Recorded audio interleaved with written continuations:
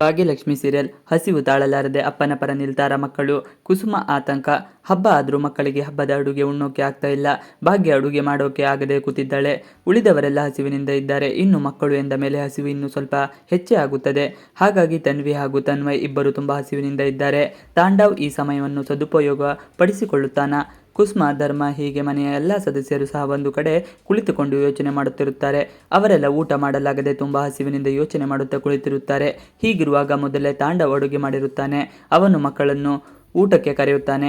ಮಕ್ಕಳಿಗೆ ಹಸಿವಿನಿಂದ ಇದ್ದ ಕಾರಣ ಯಾರು ಊಟ ಕೊಡುತ್ತಾರೋ ಅವರ ಕಡೆ ನಾವು ಹೋಗಿ ಬಿಡೋಣ ಅನ್ನುವಷ್ಟು ಹಸಿವಾಗಿದೆ.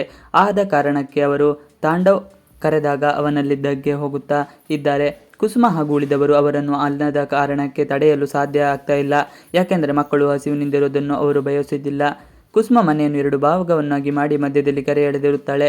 ಯಾರು ಆ ಗೆರೆಯನ್ನು ದಾಟಿ ಒಳಗೆ ಬರಬಾರದು ಹಾಗೂ ಹೊರಗೂ ಹೊರಬಾರದು ಎಂದು ಹೇಳಿರುತ್ತಾಳೆ. ಆದರೆ ಮಕ್ಕಳು ಹಸಿವು ತಾಳಲಾರದೆ ಈಗ ಅಜ್ಜಿ ಹಾಕಿರುವ ಗೆರೆಯನ್ನು ದಾಟುತ್ತಾ ಇದ್ದಾರೆ. ಉಳಿದವರೆಲ್ಲ ನೋಡುತ್ತಾ ಇದ್ದಾರೆ. ಹಿಂದಿನ ಸಂಚಿಕೆಯಲ್ಲಿ ತಾಂಡವ್ ಅಡುಗೆ ಮನೆಯಲ್ಲಿ ಅಡುಗೆ ಮಾಡುತ್ತಾ ಇದ್ದಾನೆ. ಅವನಿಗೆ ಯಾವ ರೀತಿ ಅಡುಗೆ ಮಾಡಬೇಕು, ಯಾವುದಕ್ಕೆ ಏನು ಹಾಕಿದರೆ ಅದೇನಾಗುತ್ತದೆ, ಈ ಯಾವುದರ ಬಗ್ಗೆಯೂ ಮಾಹಿತಿ ಇಲ್ಲ. ಆದರೂ ಗತಿ ಇಲ್ಲದೆ ಅವನು ತನಗೆ ತಾನೇ ಅಡುಗೆ ಮಾಡಿಕೊಳ್ಳಬೇಕಾದ ಪರಿಸ್ಥಿತಿ ಎದುರಾಗಿದೆ. ಹೀಗಿರುವಾಗ ಅವನು ಮಾಡಬೇಕಾದ ಇನ್ನೊಂದು ಕೆಲಸ ಅದೇನೆಂದು ನೋಡಿ. ಅವನು ಅಡುಗೆ ಮಾಡುತ್ತಿದ್ದಲೇ ಇತ್ತ ಪೂಜಾಳನ್ನು ಸಂಭಾಲಿಸಿಕೊಳ್ಳಬೇಕಾಗಿದೆ. ಅವಳು ಮಕ್ಕಳಿಗೆ ಪಾಠ ಹೇಳಿಕೊಡುತ್ತಾ ಇದ್ದಳು. ಅವಳಿಗೆ ಇಲ್ಲಿ ಅಡುಗೆ ಮನೆ ಒಳಗಡೆ ಏನಾಗುತ್ತಿದೆ ಎಂಬುದು ಕಾಣುತ್ತಾ ಇತ್ತು. ಅವಳು ಅವನನ್ನು ಎಣುಕಿಸುತ್ತಾ ಇದ್ದಳು. ಗಾದೆ ಮಾತು ಹೇಳುವ ನೆಪದಲ್ಲಿ ಇನ್ನೇನು ಮಾಡುತ್ತಿದ್ದಳು. ಇತ್ತ ತಾಂಡವ್ ಈರುಳ್ಳಿ ಹೆಚ್ಚಲು ಹೋಗಿ ಕಣ್ಣಲ್ಲಿ ನೀರು ಸುರಿಸುತ್ತಾ ಇದ್ದ. ಅವನಿಗೆ ತುಂಬಾ ಕಣ್ಣುರಿ ಆಗ್ತಾ ಇತ್ತು. ಈರುಳ್ಳಿ ಯಾವಾಗಲೂ ಇಷ್ಟೊಂದು ಖಾರ ಇರೋದಿಲ್ಲ. ಆದರೆ ಭಾಗ್ಯ ನನಗೆ ಕಷ್ಟ ಆಗಲಿ ಅಂತಾನೆ ಈ ರೀತಿ ಮಾಡಿದ್ದಾಳೆ. ಅವಳಿಗೆ ನನಗೆ ಕಣ್ಣಲ್ಲಿ ನೀರು ಬಂದರೆ ಖುಷಿಯಾಗುತ್ತದೆ, ಅದಕ್ಕೆ ಹೆಚ್ಚು ಖಾರ ಇರೋದನ್ನು ಆರಿಸಿಕೊಂಡು ಬಂದಿದ್ದಾಳೆ ಎಂದು ಹೇಳುತ್ತಿದ್ದಾನೆ. ಇದನ್ನು ಕೇಳಿಸಿಕೊಂಡ ಪೂಜಾ, ಕುಣಿಯಲಾರದವ ನೆಲ ಡೊಂಕು ಎಂಬ ಗಾದೆಯನ್ನು ಹೇಳುತ್ತಾಳೆ. ಭಾಗ್ಯಲಕ್ಷ್ಮಿ ಕಲರ್ಸ್ ಕನ್ನಡ ವಾಹಿನಿಯಲ್ಲಿ ಪ್ರಸಾರವಾಗುತ್ತಿರುವ ಧಾರಾವಾಹಿ. ಈ ಧಾರಾವಾಹಿಯಲ್ಲಿ ತಾಂಡವ್ ಹೆಂಡತಿಯನ್ನು ಬಿಟ್ಟು ಬೇರೆಯೊಬ್ಬಳನ್ನು ಮದುವೆಯಾಗಲು ಪ್ರಯತ್ನ ಮಾಡ್ತಾ ಇದ್ದಾನೆ. ಆದರೆ ಅವನಿಗೆ ಈಗಾಗಲೇ 2 ಮಕ್ಕಳಿದ್ದಾರೆ. ಆದರೂ ಶ್ರೇಷ್ಠ ಅವಳನ್ನೇ ಮದುವೆ ಆಗಬೇಕು ಎಂದು ಹಠಕ್ಕೆ ಬಿದ್ದಿದ್ದಾಳೆ. ತಾಂಡವ್ ಹೊಸ ಪ್ಲಾನ್. ರೋಪಾಳಿಂದ ರೋಸಿ ಹೋದ ಮನೆ ಮಂದಿ. ತಾಂಡವ್ಗೆ ಬುದ್ಧಿ ಕಲಿಸಲೆಂದೇ ಕುಸುಮ ಮನೆಯನ್ನು ಇಬ್ಬಾಗ ಮಾಡಿದ್ದಾಳೆ. ತಾಂಡವ್ ಯಾವತ್ತಿಗೂ ತಾನು ಮಾಡುತ್ತಿರುವ ತಪ್ಪು ಏನು ಎಂಬುದನ್ನು ಯೋಚಿಸುವುದಿಲ್ಲ. ಅದಕ್ಕೆ ರಿವೆಂಜ್ ಹೇಗೆ ತೀರಿಸಿಕೊಳ್ಳುವುದು ಎಂಬುದಷ್ಟೇ ಯೋಚನೆ ಮಾಡುತ್ತಾನೆ. ಅಂಥ ಕೆಲಸಕ್ಕೆ ಮೊದಲು ಶ್ರೇಷ್ಠಳ ಸಹಾಯವನ್ನು ಕೇಳುತ್ತಿದ್ದಾನೆ. ಮೊದಲೇ ಶ್ರೇಷ್ಠಳದು ಕಿತಾಪತಿ ಪ್ಲಾನಿಂಗ್ ಹೇಗಾದರೂ ಮಾಡಿ ತಾಂಡವನ ಪಡೆಯಬೇಕು, ಮನೆಯವರಿಂದ ದೂರ ಮಾಡಿಸಬೇಕು ಎಂದು ಕಾಯುತ್ತಾ ಇರುತ್ತಾಳೆ. ಹೀಗಿರುವಾಗ ಶ್ರೇಷ್ಠ ಕೊಡುವ ಐಡಿಯಾವನ್ನೆಲ್ಲ ಮನೆಯ ನೆಮ್ಮದಿ ಕೆಡಿಸುವಂಥದ್ದೇ. ಭಾಗ್ಯಳ ಒಳ್ಳೆಯ ಗುಣಕ್ಕೆ ಕುಸುಮ ಅವಳ ಬೆಂಬಲಕ್ಕೆ ನಿಂತಿದ್ದಾಳೆ. ಸೊಸೆ ತಪ್ಪು ಮಾಡದೆ ಹೋದಾಗಲೂ ಕುಸುಮ ಅತ್ತೆ ಅಧಿಕಾರವನ್ನು ಚಲಾಯಿಸುತ್ತಿದ್ದಾಳೆ. ಅದು ತಾಂಡವ್ ಕಣ್ಣಿಗೆ ಕಾಣುವುದೇ ಇಲ್ಲ. ಸಂಸಾರ ಸರಿಯಾಗಲಿ ಎಂಬ ಕಾರಣಕ್ಕೆ ಸೊಸೆಯ ಪರ ನಿಂತಿರುವುದು ಅಪ್ಪ ಅಮ್ಮನ ತಪ್ಪು ಅಂತಾನೆ. ಭಾಗ್ಯಳಿಗೆ ಎಮ್ಮೆ ಅಂತ ನಿಂದಿಸುತ್ತಿರುತ್ತಾನೆ. ಅಪ್ಪ ಅಮ್ಮನನ್ನು ಮರಳು ಮಾಡಿದ್ದೀಯ ಅಂತಾನೆ. ಅದ್ಯಾವಾಗ ಬುದ್ಧಿ ಬರುತ್ತೋ ಅಂತಿದ್ದಾನೆ ನೋಡುಗರು. ಮನೆಗೆ ಬಂದ ದೀಪ. ರೂಪ ಅಡುಗೆ ಮಾಡೋದ್ರಲ್ಲಿ ಎಕ್ಸ್ಪರ್ಟ್. ಟಿವಿಯಲ್ಲಿ ಫೇಮಸ್ ಆಗಿದ್ದಾಳೆ. ಅಡುಗೆ ಮಾತ್ರವಲ್ಲ, ಸಂಸಾರದಲ್ಲಿ ಏನಾದರೂ ಸಮಸ್ಯೆ ಇದ್ದರೂ ಅದನ್ನು ಸರಿ ಮಾಡುತ್ತಾಳೆ. ಹೀಗಂತ ಶ್ರೇಷ್ಠ ನಂಬರ್ ಕೊಟ್ಟಿದ್ದಕ್ಕೆ ಸಂಪರ್ಕ ಮಾಡಿದ ದೀಪಾಳಿಗೆ ಹೆಂಡತಿ ಬಗ್ಗೆ ಇನ್ನಿಲ್ಲದೆಂದಲ್ಲೂ ಹೇಳಿ ಮನೆಗೆ ಕರೆಸಿದ್ದಾನೆ. ಕುಸುಮಳಿಂದ ಬೈಗುಳತಿಂದ ರೂಪ. ಕುಸುಮ ಯಾರಿಗೂ ಹೆದರುವುದೇ ಇಲ್ಲ. ಪ್ರಭಾವಿತ ಮಾತುಗಳನ್ನಾಡುವ ಕೇಳುವುದೇ ಅಲ್ಲ. ಸೊಸೆ ಬೀಗರನ್ನೆಲ್ಲ ತನ್ನ ಹದ್ದುಬಿಸಿನಲ್ಲೇ ಇಟ್ಟುಕೊಂಡಿರುವ ಮಗ ಮನೆ ಬಿಟ್ಟು ಹೋಗ್ತೀನಿ, ಸಂಸಾರ ನೋಡಿಕೊಳ್ಳಲೆ ಎಂದಾಗಲೇ ಬಿಡದ ಕುಸುಮ ಇನ್ನು ರೂಪಾಳನ್ನು ಬಿಡ್ತಾಳ? ಬಾಯಿಗೆ ಬಂದಂತೆ ಏನೋ ಮಾತನಾಡುತ್ತಿದ್ದ ದೀಪಾಳಿಗೆ ಸರಿಯಾಗಿ ಕ್ಲಾಸ್ ತೆಗೆದುಕೊಂಡಿದ್ದಾಳೆ.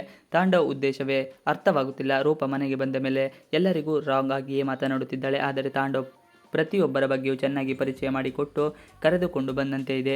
ಭಾಗ್ಯಳನ್ನು ಮನೆಯನ್ನೇ ಇಬ್ಬಾಗ ಮಾಡಿಸಿ ಸೊಸೆ ನೀನು ಅಂದರೆ ಕುಸುಮಗೆ ಮಗನನ್ನೇ ದೂರ ಮಾಡಿರೋ ತಾಯಿ ನೀನು ಅಂತೆಲ್ಲ ಉತ್ತರ ಕೊಡುತ್ತಿದ್ದಾಳೆ. ತಾಂಡವ್ ಇವಳನ್ನು ಮನೆಗೆ ಕರೆದಿರುವುದು ಬರೀ ಅಡುಗೆಗಲ್ಲ. ಮನೆಯವರೆಲ್ಲಿಗೆ ಇವಳ್ಯಾಕೆ ಇಲ್ಲಿಗೆ ಬಂದಳು ಎಂಬ ಪ್ರಶ್ನೆ ಕಾಡುತ್ತಿದೆ.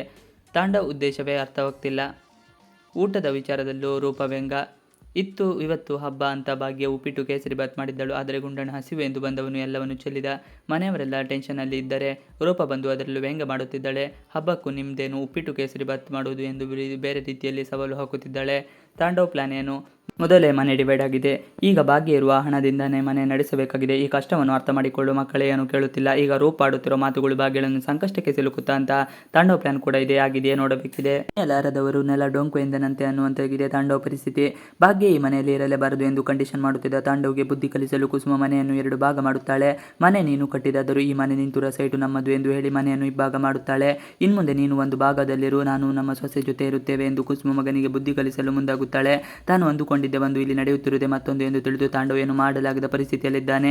ಇತ್ತ ಶ್ರೇಷ್ಠ ಕೂಡ ತಾಂಡವ್ ಮನೆ ಬಿಟ್ಟು ನನ್ನ ಜೊತೆ ಬರುತ್ತಾನೆ ಎಂದು ಕನಸು ಕಾಣುತ್ತಿದ್ದಾಳೆ. ಆದರೆ ತಾಂಡವ್ಗೆ ಫೋನ್ ಮಾಡಿ ಎಲ್ಲವನ್ನು ವಿವರಿಸಿದಾಗ ಶ್ರೇಷ್ಠ ಬೇಸರಗೊಳ್ಳುತ್ತಾಳೆ. ಇತ್ತ ತಾಂಡವ್ಗೆ ಹಬ್ಬದ ದಿನದಿಂದ ಅಗ್ನಿ ಪರೀಕ್ಷೆ ಶುರುವಾಗುತ್ತದೆ. ಮೊದಲಿನಿಂದ ಯುಗಾದಿ ಹಬ್ಬ ಆಚರಿಸಲು ಸಾಧ್ಯವಾಗಿರುವುದಿಲ್ಲ ಎಂದು ಬೇಸರ ಮಾಡಿಕೊಳ್ಳುವ ಭಾಗ್ಯಗೆ ಕುಸುಮ ಸೊಸೆ ಸಮಾಧಾನ ಮಾಡುತ್ತಾಳೆ. ಪ್ರತಿ ವರ್ಷದಂತೆ ಈ ಬಾರಿ ಕೂಡ ಹಬ್ಬ ಆಚರಿಸೋಣ ಎಂದು ನೀನು ಎಲ್ಲ ರೀತಿಯ ತಯಾರಿ ಮಾಡಿಕೊ ಎನ್ನುತ್ತಾಳೆ. ಅರ್ಧ ಬಾಗಿಲಿಗೆ ತೋರಣ ಕಟ್ಟುವ ಕುಸುಮ. ಬೆಳಿಗ್ಗೆ ಹೇಳುತ್ತಿದ್ದಂತೆ ತಾಂಡವ್ ಮನೆ 2 ಭಾಗವಾಗಿದೆ ಎಂಬುದನ್ನು ಮರೆತು ಬಾಗಿಲನ್ನು ಕೂಗಿ ಕಾಫಿ ತರಲು ಹೇಳುತ್ತಾನೆ. ನಂತರ ಎಲ್ಲ ನೆನಪಿಗೆ ಬಂದು ಸುಮ್ಮನಾಗುತ್ತಾನೆ. ಇವರು ಕಾಫಿ ಮಾಡಿ ಕೊಡದಿದ್ದರೆ ಏನಂತೆ, ಬೆಂಗಳೂರಿನಲ್ಲಿ 100 ಹೋಟೆಲ್ಗಳಿವೆ, ಆರ್ಡರ್ ಮಾಡುತ್ತೇನೆ ಎಂದುಕೊಳ್ಳುತ್ತಾನೆ. ಆದರೆ ಒಂದು ಕಾಫಿಗೆ 200 ರೂಪಾಯಿ ಎಂದು ತಿಳಿದಾಗ ಗಾಬರಿಯಾಗುತ್ತಾನೆ. ನಾನೇ ಮಾಡಿಕೊಳ್ಳುತ್ತೇನೆ ಎಂದು ಕೆಳಗೆ ಬರುತ್ತಾನೆ. ಅಷ್ಟರಲ್ಲಿ ಕುಸುಮ ಹಬ್ಬಕ್ಕೆ ತೋರಣ ಕಟ್ಟಿರುತ್ತಾಳೆ. ಪ್ರತಿ ಬಾಗಿಲಿಗೆ ತೋರಣ ಕಟ್ಟಿರುವುದನ್ನು ಸರಿ ಮಾಡಿ ಅರ್ಧ ಬಾಗಿಲಿಗೆ ಮಾತ್ರ ಕಟ್ಟುತ್ತಾಳೆ. ಪಕ್ಕದ ಮನೆಯವರ ಬಾಗಿಲಿಗೆ ನಾವೇ ತೋರಣ ಕಟ್ಟಬೇಕು, ನಮ್ಮ ಮನೆಗೆ ಮಾತ್ರ ಕಟ್ಟೋಣ ಎನ್ನುತ್ತಾಳೆ. ಕುಸುಮ ವರ್ತನೆ ಕಂಡು ತಾಂಡವ್ ಕೋಪಗೊಳ್ಳುತ್ತಾನೆ. ಹೆದ್ದ ಮಗಳ ಬಳಿ ಹೀಗೆ ನಡೆದುಕೊಳ್ಳುವುದು ನಿನಗೆ ಹೇಗಾದರೂ ಮನಸ್ಸಾಗುತ್ತೆ ಎಂದು ಕೇಳುತ್ತಾನೆ. ನೀನು ಜನ್ಮ ಕೊಟ್ಟ ತಂದೆ ತಾಯಿ ಬಳಿ ಹೇಗೆ ನಡೆದುಕೊಳ್ಳುತ್ತಿದ್ದೀಯ, ಮೊದಲು ಅರ್ಥ ಮಾಡಿಕೊ ಎನ್ನುತ್ತಾಳೆ. ಕುಸುಮ ಇನ್ನು ತಿಂಡಿ ತಯಾರಿಸುವ ಸರದಿ. ತಾಂಡವ್ ತಾನೇ ತಿಂಡಿ ಮಾಡಲು ಮುಂದಾಗುತ್ತಾನೆ. 2 ಗಂಟೆ ಸಮಯ ಅಡುಗೆ ಮನೆ ಬಿಡುವಂತೆ ಕುಸುಮಗೆ ಕೇಳುತ್ತಾನೆ. ಯೂಟ್ಯೂಬ್ ನೋಡಿ ಅಡುಗೆ ಮಾಡಲು ಮುಂದಾಗುತ್ತಾನೆ. ತಿಂಡಿ ಮಾಡಲು ಈರುಳ್ಳಿ ಕತ್ತರಿಸುವಾಗ ಕಣ್ಣಲ್ಲಿ ನೀರು ಬಂದು ಒದ್ದಾಡುತ್ತಾನೆ. ಭಾಗ್ಯ ಬೇಕಂತಲೇ ಕಾರದ ಈರುಳ್ಳಿ ತಂದಿದ್ದಾಳೆ ಎಂದು ಬೈದುಕೊಳ್ಳುತ್ತಾನೆ. ತಾಂಡವ್ ಕಾಲೆಳುವ ಪೂಜಾ. ತಾಂಡವ್ ಪರಿಸ್ಥಿತಿ ನೋಡುವ ಪೂಜೆ ಮಕ್ಕಳಿಗೆ ಹೇಳಿದಂತೆ ಗಾದಿ ಮಾತುಗಳನ್ನು ಹೇಳುತ್ತಾಳೆ. ಕುಣಿಯಲಾರದವರು ನೆಲ ಡೊಂಕು ಎಂದಳಂತೆ. ಕುಂಬಳಕಾಯಿ ಕಳ್ಳೆ ಎಂದರೆ ಹೆಗಲು ಮುಟ್ಟಿ ನೋಡಿಕೊಳ್ಳದಂತೆ. ಮಾಡಬಾರದು ಮಾಡಿದರೆ ಆಗಬಾರದು ಆಗುತ್ತೆ ಎಂಬ ಗಾದೆ ಮಾತುಗಳನ್ನು ಪೂಜಾ ತಾಂಡವನನ್ನು ಉದ್ದೇಶಿಸಿ ಹೇಳುತ್ತಾರೆ. ಇದೆಲ್ಲವೂ ಹೇಳುತ್ತಿದ್ದಂತೆ ನನಗೆ ಎಂದು ತಾಂಡವ್ಗೆ ಅರ್ಥವಾಗುತ್ತದೆ. ಗಮನ ಬೇರೆಡೆ ಹರಿಸಿದ್ದರಿಂದ ತಾಂಡವ್ ಮಾಡುವ ಅಡುಗೆ ಸೀದು ಹೋಗುತ್ತದೆ. ಅಡುಗೆ ಮಾಡಲು ಬಾರದೆ ತಾಂಡವ್ ಹೊಟ್ಟೆ ಹಸುವಿನಿಂದ ಒದ್ದಾಡುತ್ತಿದ್ದಾನೆ. ತಾಂಡವನನ್ನು ಮನೆಗೆ ಕರೆತಂದು ಪೂಜೆ ಬೇರೆಯನ್ನು ತಂತ್ರ ಹೆಣುತ್ತಿದ್ದಾಳೆ. ಕುಸುಮ ಭಾಗ್ಯ ಮನೆಯೊಂದಿಗೆ ಸಂತೋಷದಿಂದ ಯುಗಾದಿ ಹಬ್ಬ ಆಚರಿಸುವರು ಎಂಬುದನ್ನು ಮುಂದಿನ ಎಪಿಸೋಡ್ನಲ್ಲಿ ತಿಳಿಯೋಣ. ಭಾಗ್ಯಲಕ್ಷ್ಮಿ ಸೀರಿಯಲ್. ಹಸಿವು ತಾಳಲಾರದೆ ಅಪ್ಪನ ಪರ ನಿಲ್ತಾರ ಮಕ್ಕಳು. ಕುಸುಮ ಆತಂಕ. ಹಬ್ಬ ಆದ್ರೂ ಮಕ್ಕಳಿಗೆ ಹಬ್ಬದ ಅಡುಗೆ ಉಣ್ಣೋಕೆ ಆಗ್ತಾ ಇಲ್ಲ. ಭಾಗ್ಯ ಅಡುಗೆ ಮಾಡೋಕೆ ಆಗದೆ ಕೂತಿದ್ದಾಳೆ. ಉಳಿದವರೆಲ್ಲ ಹಸಿವಿನಿಂದ ಇದ್ದಾರೆ. ಇನ್ನು ಮಕ್ಕಳು ಎಂದ ಮೇಲೆ ಹಸಿವು ಇನ್ನು ಸ್ವಲ್ಪ ಹೆಚ್ಚೇ ಆಗುತ್ತದೆ. ಹಾಗಾಗಿ ತನ್ವಿ ಹಾಗೂ ತನ್ವಯ್ ಇಬ್ಬರು ತುಂಬಾ ಹಸಿವಿನಿಂದ ಇದ್ದಾರೆ. ತಾಂಡವ್ ಈ ಸಮಯವನ್ನು ಸದುಪಯೋಗ ಪಡಿಸಿಕೊಳ್ಳುತ್ತಾನ. ಕುಸುಮ, ಧರ್ಮ ಹೀಗೆ ಮನೆಯ ಎಲ್ಲ ಸದಸ್ಯರು ಸಹ ಒಂದು ಕಡೆ ಕುಳಿತುಕೊಂಡು ಯೋಚನೆ ಮಾಡುತ್ತಿರುತ್ತಾರೆ. ಅವರೆಲ್ಲ ಊಟ ಮಾಡಲಾಗದೆ ತುಂಬಾ ಹಸಿವಿನಿಂದ ಯೋಚನೆ ಮಾಡುತ್ತಾ ಕುಳಿತಿರುತ್ತಾರೆ. ಹೀಗಿರುವಾಗ ಮೊದಲೇ ತಾಂಡವ್ ಅಡುಗೆ ಮಾಡಿರುತ್ತಾನೆ. ಅವನು ಮಕ್ಕಳನ್ನು ಊಟಕ್ಕೆ ಕರೆಯುತ್ತಾನೆ. ಮಕ್ಕಳಿಗೆ ಹಸಿವಿನಿಂದ ಇದ್ದ ಕಾರಣ ಯಾರು ಊಟ ಕೊಡುತ್ತಾರೋ ಅವರ ಕಡೆ ನಾವು ಹೋಗಿ ಬಿಡೋಣ ಅನ್ನುವಷ್ಟು ಹಸಿವಾಗಿದೆ. ಆದ ಕಾರಣಕ್ಕೆ ಅವರು ತಾಂಡವ್ ಕರೆದಾಗ ಅವನಲ್ಲಿದ್ದಕ್ಕೆ ಹೋಗುತ್ತಾ ಇದ್ದಾರೆ. ಕುಸುಮ ಹಾಗೂ ಉಳಿದವರು ಅವರನ್ನು ಅನ್ನದ ಕಾರಣಕ್ಕೆ ತಡೆಯಲು ಸಾಧ್ಯ ಆಗ್ತಾ ಇಲ್ಲ. ಯಾಕೆಂದರೆ ಮಕ್ಕಳು ಹಸಿವಿನಿಂದಿರುವುದನ್ನು ಅವರು ಬಯಸುವುದಿಲ್ಲ. ಕುಸುಮ ಮನೆಯನ್ನು 2 ಭಾಗವನ್ನಾಗಿ ಮಾಡಿ ಮಧ್ಯದಲ್ಲಿ ಕೆರೆ ಎಳೆದಿರುತ್ತಾಳೆ. ಯಾರು ಆ ಗೆರೆಯನ್ನು ದಾಟಿ ಒಳಗೆ ಬರಬಾರದು ಹಾಗೂ ಹೊರಗೂ ಹೊರಬಾರದು ಎಂದು ಹೇಳಿರುತ್ತಾಳೆ. ಆದರೆ ಮಕ್ಕಳು ಹಸಿವು ತಾಳಲಾರದೆ ಈಗ ಅಜ್ಜಿ ಹಾಕಿರುವ ಗೆರೆಯನ್ನು ದಾಟುತ್ತಾ ಇದ್ದಾರೆ. ಉಳಿದವರೆಲ್ಲ ನೋಡುತ್ತಾ ಇದ್ದಾರೆ. ಹಿಂದಿನ ಸಂಚಿಕೆಯಲ್ಲಿ ತಾಂಡವ್ ಅಡುಗೆ ಮನೆಯಲ್ಲಿ ಅಡುಗೆ ಮಾಡುತ್ತಾ ಇದ್ದಾನೆ. ಅವನಿಗೆ ಯಾವ ರೀತಿ ಅಡುಗೆ ಮಾಡಬೇಕು, ಯಾವುದಕ್ಕೆ ಏನು ಹಾಕಿದರೆ ಅದೇನಾಗುತ್ತದೆ, ಈ ಯಾವುದರ ಬಗ್ಗೆಯೂ ಮಾಹಿತಿ ಇಲ್ಲ. ಆದರೂ ಗತಿ ಇಲ್ಲದೆ ಅವನು ತನಗೆ ತಾನೇ ಅಡುಗೆ ಮಾಡಿಕೊಳ್ಳಬೇಕಾದ ಪರಿಸ್ಥಿತಿ ಎದುರಾಗಿದೆ. ಹೀಗಿರುವಾಗ ಅವನು ಮಾಡಬೇಕಾದ ಇನ್ನೊಂದು ಕೆಲಸ ಅದೇನೆಂದು ನೋಡಿ. ಅವನು ಅಡುಗೆ ಮಾಡುತ್ತಿದ್ದಲೇ ಇತ್ತ ಪೂಜಾಳನ್ನು ಸಂಭಾಲಿಸಿಕೊಳ್ಳಬೇಕಾಗಿದೆ. ಅವಳು ಮಕ್ಕಳಿಗೆ ಪಾಠ ಹೇಳಿಕೊಡುತ್ತಾ ಇದ್ದಳು. ಅವಳಿಗೆ ಇಲ್ಲಿ ಅಡುಗೆ ಮನೆ ಒಳಗಡೆ ಏನಾಗುತ್ತಿದೆ ಎಂಬುದು ಕಾಣುತ್ತಾ ಇತ್ತು. ಅವಳು ಅವನನ್ನು ಎಣುಕಿಸುತ್ತಾ ಇದ್ದಳು. ಗಾದೆ ಮಾತು ಹೇಳುವ ನೆಪದಲ್ಲಿ ಇನ್ನೇನು ಮಾಡುತ್ತಿದ್ದಳು. ಇತ್ತ ತಾಂಡವ್ ಈರುಳ್ಳಿ ಹೆಚ್ಚಲು ಹೋಗಿ ಕಣ್ಣಲ್ಲಿ ನೀರು ಸುರಿಸುತ್ತಾ ಇದ್ದ. ಅವನಿಗೆ ತುಂಬ ಕಣ್ಣುರಿ ಆಗ್ತಾ ಇತ್ತು. ಈರುಳ್ಳಿ ಯಾವಾಗಲೂ ಇಷ್ಟೊಂದು ಖಾರ ಇರೋದಿಲ್ಲ. ಆದರೆ ಭಾಗ್ಯ ನನಗೆ ಕಷ್ಟ ಆಗಲಿ ಅಂತಾನೆ ಈ ರೀತಿ ಮಾಡಿದ್ದಾಳೆ. ಅವಳಿಗೆ ನನಗೆ ಕಣ್ಣಲ್ಲಿ ನೀರು ಬಂದರೆ ಖುಷಿಯಾಗುತ್ತದೆ, ಅದಕ್ಕೆ ಹೆಚ್ಚು ಖಾರ ಇರೋದನ್ನು ಆರಿಸಿಕೊಂಡು ಬಂದಿದ್ದಾಳೆ ಎಂದು ಹೇಳುತ್ತಿದ್ದಾನೆ. ಇದನ್ನು ಕೇಳಿಸಿಕೊಂಡ ಪೂಜಾ, ಕುಣಿಯಲಾರದವ ನೆಲ ಡೊಂಕು ಎಂಬ ಗಾದೆಯನ್ನು ಹೇಳುತ್ತಾಳೆ. ಭಾಗ್ಯಲಕ್ಷ್ಮಿ ಕಲರ್ಸ್ ಕನ್ನಡ ವಾಹಿನಿಯಲ್ಲಿ ಪ್ರಸಾರವಾಗುತ್ತಿರುವ ಧಾರಾವಾಹಿ. ಈ ಧಾರಾವಾಹಿಯಲ್ಲಿ ತಾಂಡವ್ ಹೆಂಡತಿಯನ್ನು ಬಿಟ್ಟು ಬೇರೆಯೊಬ್ಬಳನ್ನು ಮದುವೆಯಾಗಲು ಪ್ರಯತ್ನ ಮಾಡ್ತಾ ಇದ್ದಾನೆ. ಆದರೆ ಅವನಿಗೆ ಈಗಾಗಲೇ 2 ಮಕ್ಕಳಿದ್ದಾರೆ. ಆದರೂ ಶ್ರೇಷ್ಠ ಅವಳನ್ನೇ ಮದುವೆ ಆಗಬೇಕು ಎಂದು ಹಠಕ್ಕೆ ಬಿದ್ದಿದ್ದಾಳೆ. ಇಷ್ಟು ಇವತ್ತಿನ ವಿಡಿಯೋ. ಈ ವಿಡಿಯೋ ಇಷ್ಟ ಆದರೆ please like, share and subscribe ಮಾಡಿ. ನೀವು ನಮ್ಮ ಯೂಟ್ಯೂಬ್ ಚಾನಲ್ಗೆ ಸಬ್ಸ್ಕ್ರೈಬ್ ಆಗಿಲ್ಲ ಅಂದರೆ ಬೇಗ ಸಬ್ಸ್ಕ್ರೈಬ್ ಮಾಡ್ಕೊಳ್ಳಿ. ನಾವು ಹೋಗುವಂಥ ಎಲ್ಲ ವಿಡಿಯೋಗಳು ನೋಟಿಫಿಕೇಶನ್ ಮುಖಾಂತರ ದೊರೆಯುತ್ತದೆ. Thanks for watching video. Please like, share and subscribe our channel.